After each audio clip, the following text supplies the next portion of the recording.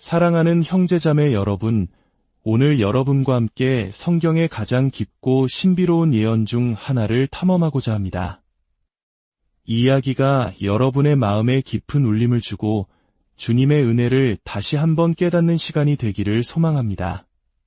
본격적인 이야기에 앞서 만약 이 말씀이 여러분의 마음에 와닿는다면 구독과 좋아요를 통해 더 많은 이들에게 이 은혜로운 메시지가 전달될 수 있도록 도와주시길 부탁드립니다.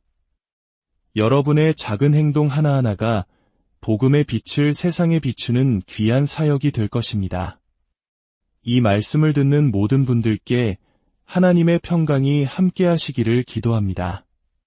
성경의 마지막 책, 요한계시록. 그곳에는 인류의 마지막에 대한 장엄하고도 때로는 두려운 예언들이 기록되어 있습니다. 그 중에서도 우리의 마음을 사로잡는 두 명의 미스터리한 인물에 대한 이야기가 나옵니다. 바로 두 증인입니다.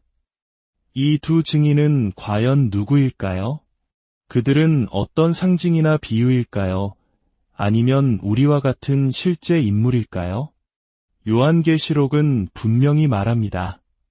그들은 실제로 이 땅에 나타나 말하고 기적을 행하며 온 세상이 그들을 알게 될 것이라고 말입니다.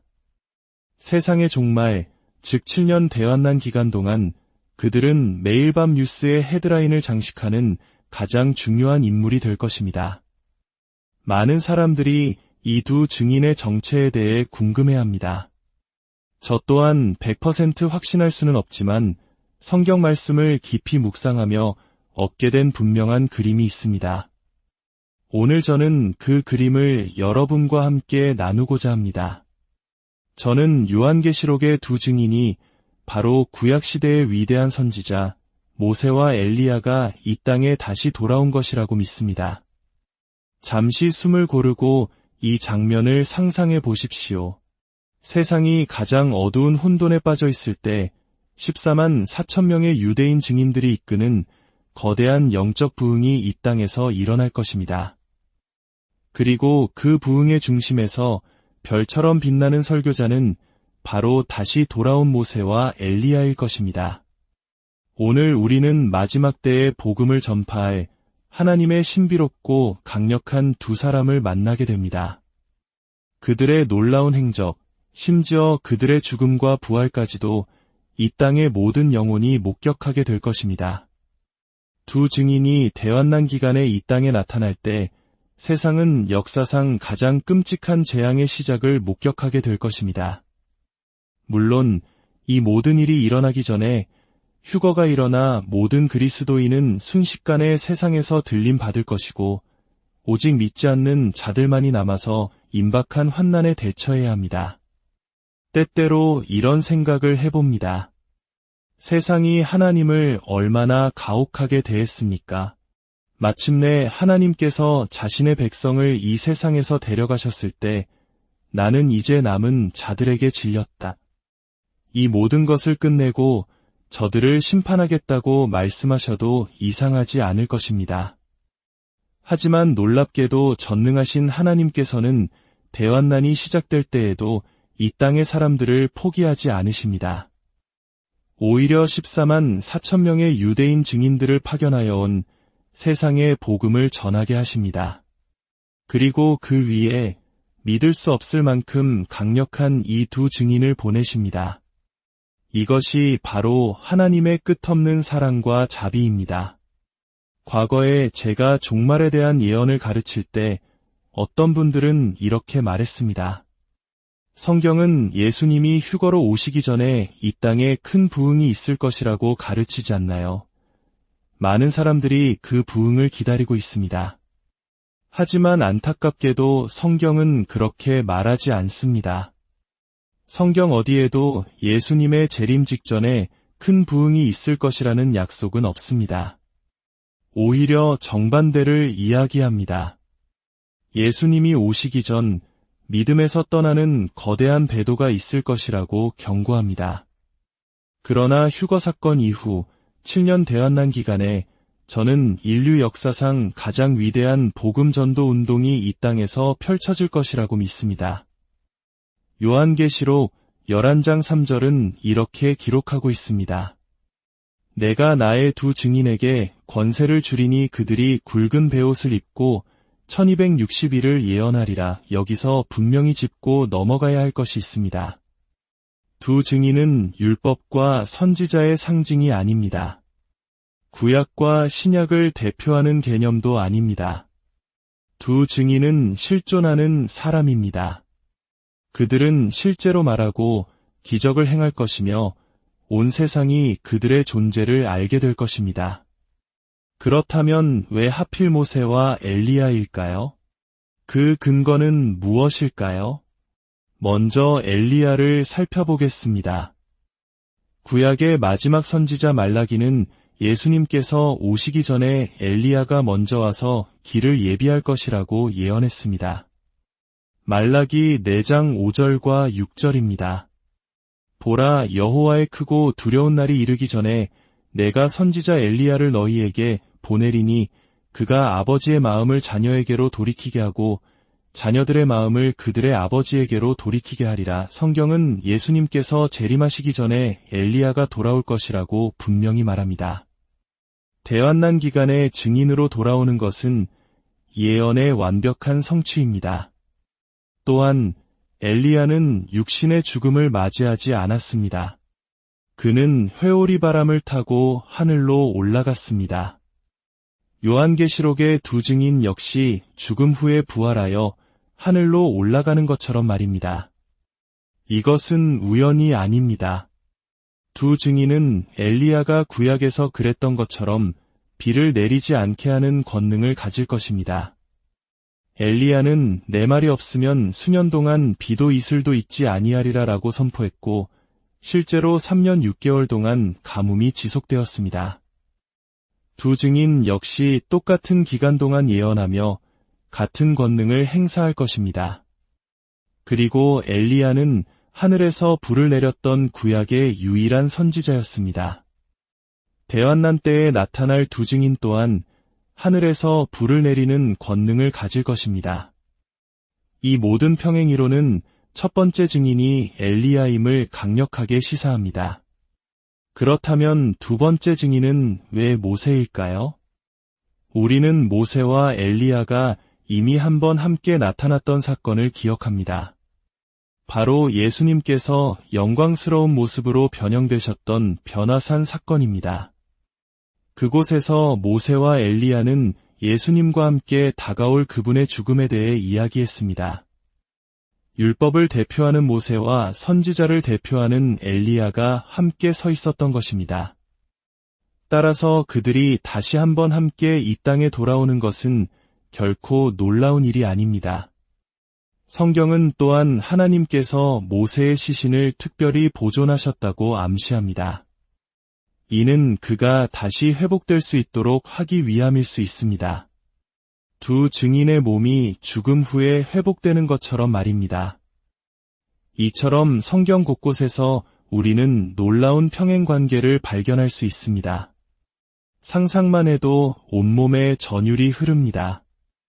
인류 역사상 가장 위대한 율법 수여자였던 모세와 가장 위대한 선지자였던 엘리야.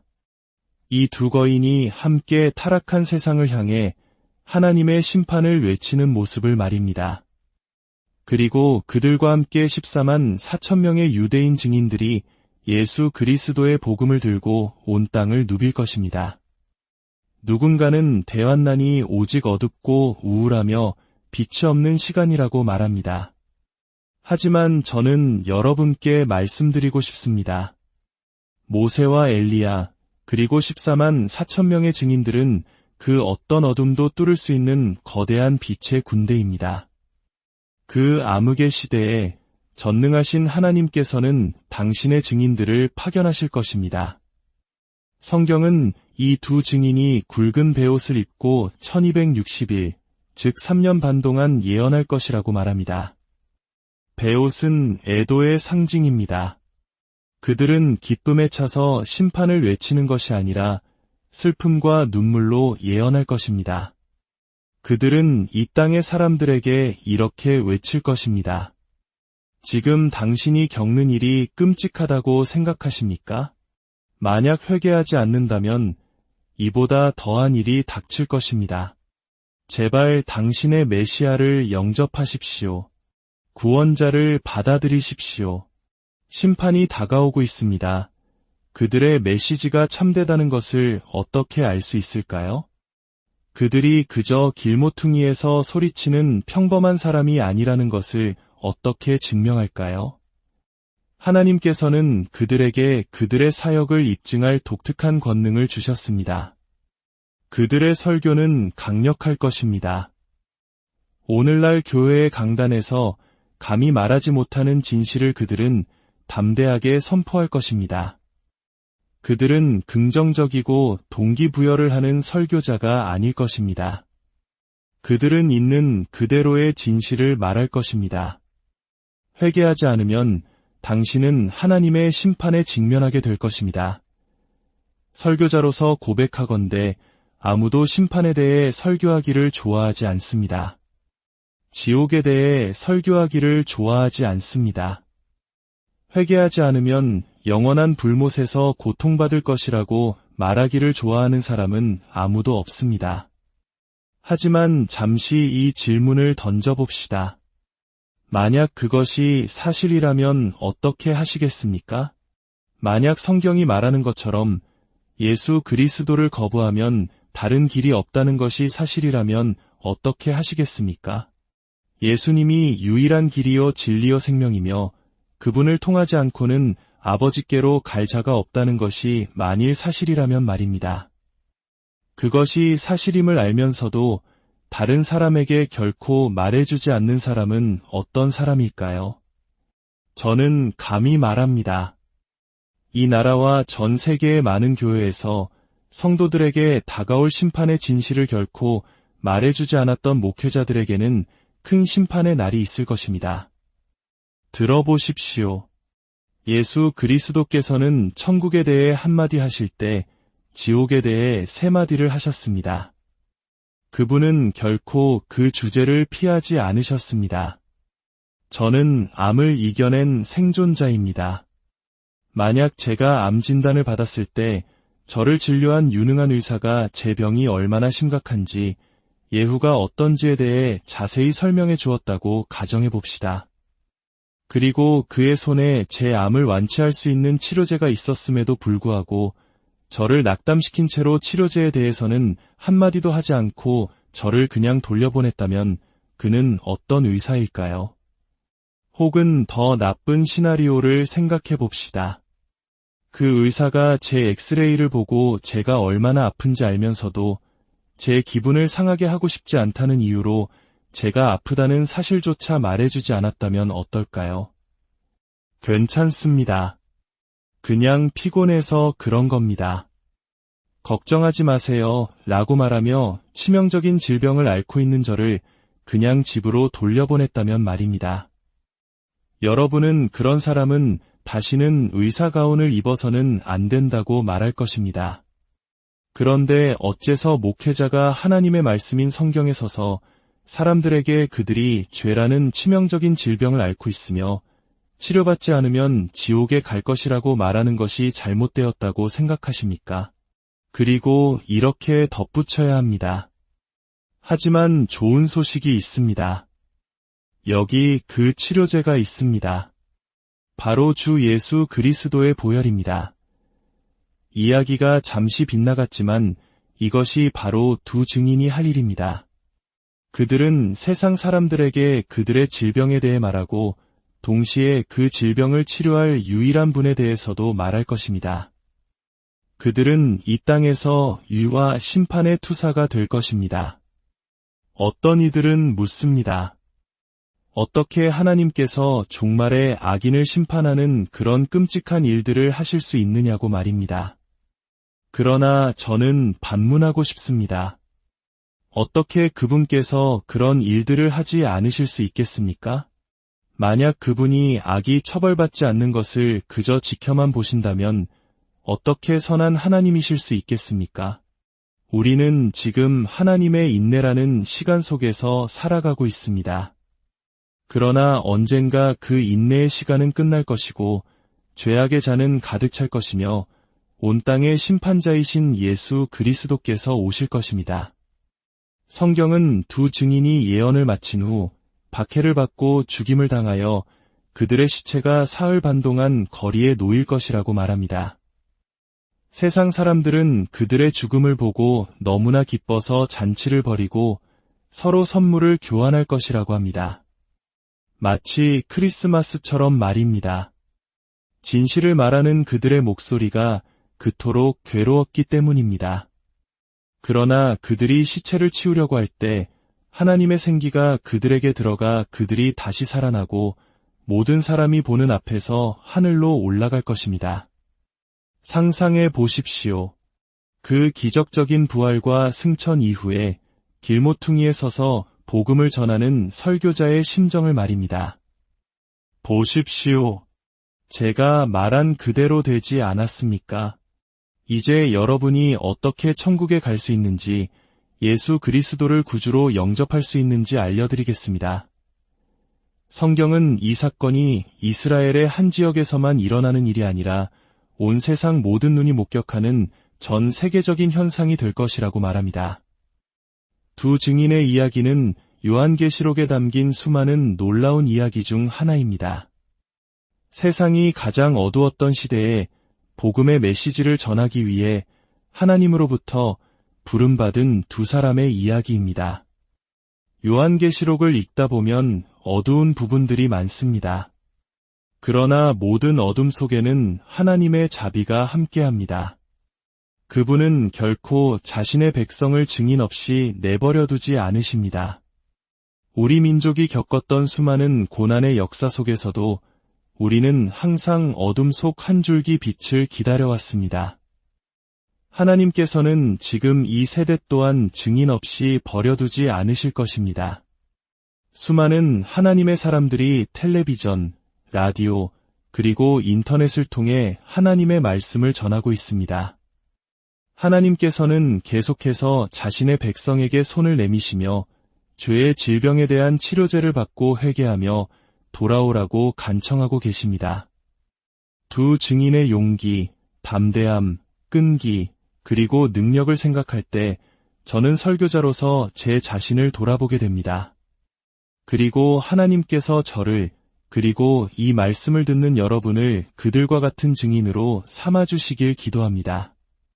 증인은 자신이 보고, 알고, 진실이라고 믿는 것을 다른 사람에게 말하는 사람일 뿐입니다. 주 예수님은 다시 오십니다. 그분이 다시 오실 때 그분을 영접하지 않은 자들은 크고 흰 보좌 심판대 앞에 서게 될 것입니다. 그리고 오직 한 가지 질문에 따라 심판받을 것입니다. 당신의 이름이 어린 양의 생명책에 기록되어 있는가? 어떻게 하면 우리의 이름을 어린 양의 생명책에 기록할 수 있을까요?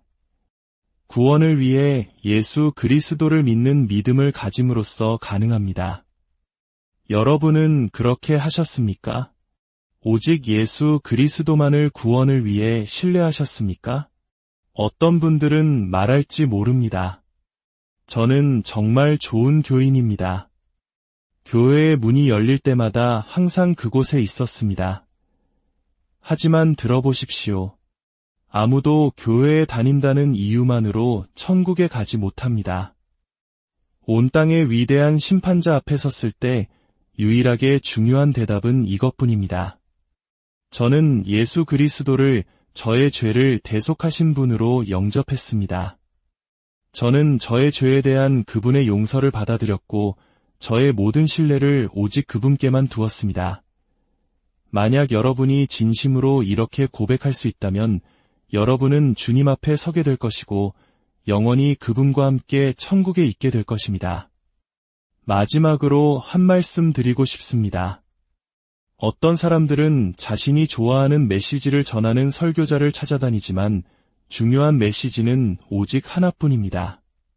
그것은 구약의 선지자들, 신약의 사도들, 그리고 다가올 대환난 때에 설교할 두 증인이 전했던 것과 똑같은 메시지입니다. 오늘 하나님께로 돌아오십시오. 그분의 용서와 구원을 받아들이십시오. 여러분은 그리스도에 대한 믿음을 통해 하나님께로 돌아오셨습니까? 오늘 이 말씀을 통해 여러분의 삶이 변화되는 놀라운 전환점을 맞이하시기를 바랍니다. 우리에게 유일한 진리요 치료제이신 주 예수 그리스도의 은혜와 평강이 여러분 모두와 항상 함께하시기를 간절히